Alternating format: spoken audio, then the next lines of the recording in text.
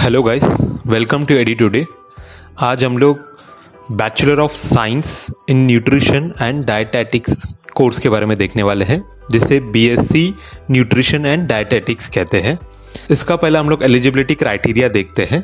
मैं सबसे बेसिक से स्टार्ट करता हूँ। सबसे पहले आपके पास 10th होना चाहिए। 10th के बाद आप 11th and 12th science stream से होना चाहिए। मतलब 11th एंड 12th आपका स्ट्रीम जो आप सेलेक्ट कर रहे हो वो साइंस स्ट्रीम होना चाहिए, बाकी कोई और स्ट्रीम नहीं चलेगा। और साइंस स्ट्रीम में भी आपका जो सब्जेक्ट है वो फिजिक्स, केमिस्ट्री एंड बायोलॉजी होना चाहिए। पीसीबी, जिसे साइंस में लोग शॉर्ट में बोलते हैं पीसीबी, ये सब्जेक्ट आपका होना चाहिए जिसमें इम्पॉर्टेंट बायोलॉजी है। मैक्सिमम कॉलेजेस आपका बायोलॉजी सब्जेक्ट है तो ही एडमिशन देता है। कुछ colleges, hardly 3 to 4% colleges botany, biotechnology, geology या फिर बायोकेमिस्ट्री, अगर ये सब्जेक्ट भी है तो भी वो एडमिशन देता है। बट वो बहुत कम परसेंटेज ऑफ कॉलेजेस है जो ये सब्जेक्ट में भी आपको एडमिशन देता है। इसमें 50% 12th में मार्क्स होना ज़रूरी है। मिनिमम 50% तो मार्क्स होना ज़रूरी है।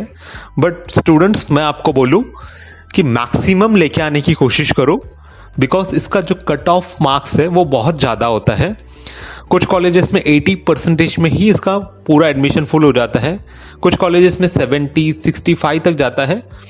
मिनिमम तो 50 है, बट मैक्सिमम आप जितना ज़्यादा ले सकते हो उतना आसानी से ईजिली आपको एडमिशन मिल जाएगा, बिकॉज कट ऑफ मार्क्स जो है वो बहुत ज़्यादा है। नेक्स्ट, इसका एडमिशन प्रोसेस देखते हैं। Admission process maximum 96% of colleges या फिर 98% of colleges merit base he admission देता है।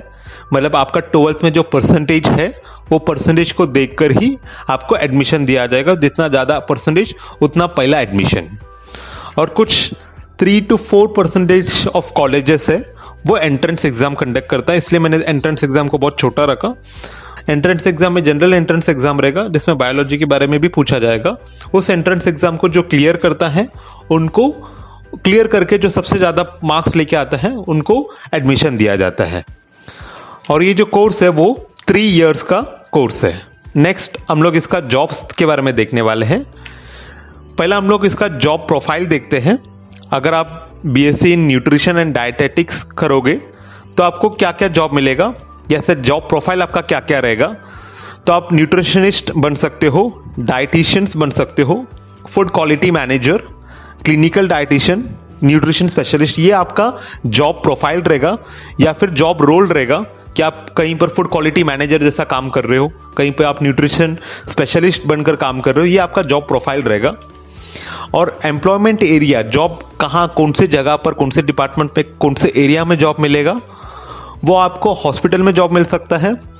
फॉर एग्जांपल, आप हॉस्पिटल में कहीं, अगर आप कहीं देखे रहेंगे पेशेंट्स एडमिट है और बॉस, तो उनको बताया जाता है कि लंच में क्या खाना है, डिनर में क्या खाना है, ब्रेकफास्ट क्या लेना है, कितना डाइट मेंटेन करना है। ये पूरा चीज़ एक बीएससी न्यूट्रिशन एंड डाइटेटिक्स के स्टूडेंट्स बताता है।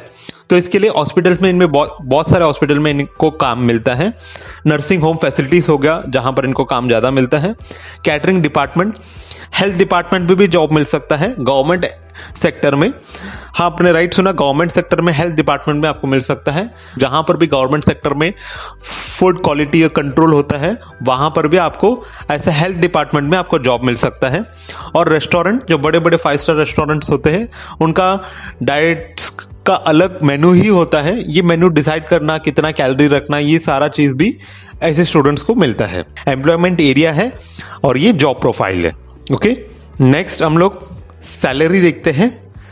स्टार्टिंग एकदम basic salary 10,000 to 20,000 per month मिलता है ये स्टूडेंट्स को एक बार डिग्री कंप्लीट होने के बाद।